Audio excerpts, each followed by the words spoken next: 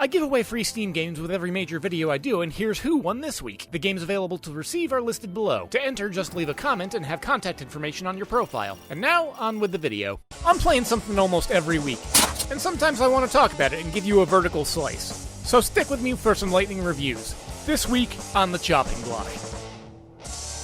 This week I've been playing Station to Station. For a moment of real talk, September was hell for me. I had about 3 days off total from work, and the duties of my post and professional obligations left me running fairly ragged, so now I'm in somewhat of a recovery state. These are the periods where I'll usually go for some of my cozy, low energy, or more cerebral and contemplative games. Something where I can go at my own pace or take my time to think about it. That being said, I've also been on something of a nostalgia trip in revisiting my childhood love of railroads. Then I saw Station to Station come out this week on Steam, and it's like the planets aligned. For an initial comparison, I'd look to the classic game Railroad Tycoon 2, which I put plenty of time into back in the day, but given my age, intellect, and attention span at the time, I'd rarely do anything more than run 1 or 2 scenarios over and over and just look at the trains going by. However, the scenarios under which you play are much shorter in form and slightly less complicated. Each level usually encapsulates the goal of linking all the necessary towns and resources together in order to make a sustainable circuit of supply and demand, and each time you properly connect these resources together, you're rewarded with an injection of funds to continue your construction endeavors. It encourages planning and efficiency of routes, and while it didn't happen often, there were a couple of levels where I had to restart because I either got too careless with my route planning or failed to acknowledge a single necessary rail connection before I ran out of money. However, if you're willing to go for it, most every level has 2 bonus challenges, one to complete the main objective while trying to preserve and maintain as much money as possible, and the other one usually adding some sort of gimmick bonus, like adding down rails in a manner that picks up a certain number of resources, or navigating around other specific conditions. Fortunately, this is all facilitated by a control scheme that is fairly simple in that it can be thoroughly done with one hand playing with a mouse, but your ability to zoom in and out and make precision placement means that mistakes in construction are few and far between, and it even has a checkpoint system that if you did make a mistake, you can go back a turn. By this point, I've rather thoroughly covered all the gameplay, which doesn't change all that much from level to level other than just increasing in the complexity as you go along, but I need to emphasize the relaxing state that this game put me into. I found this to be a near-perfect title to put on and zone out while still having something to concentrate on, ironically. The charming visual style of heavy pixelation might seem like an excuse to skimp out on detail at first, but you can zoom in pretty far and the game is impressively detailed. Additionally, as you complete the level and every town or resource receives optimal connectivity, the color palette becomes richer and more vibrant.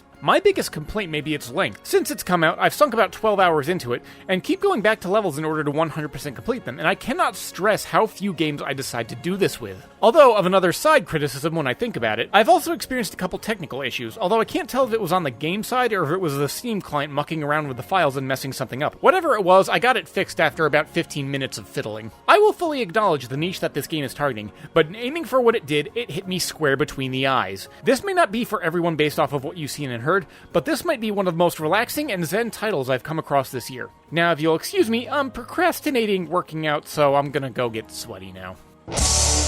Hey, look at that, it's the end of the video. Don't forget to subscribe, and remember that commenting can actually win you a free prize. So until next time, this is Guillotine saying thanks for watching and keep your head on your shoulders.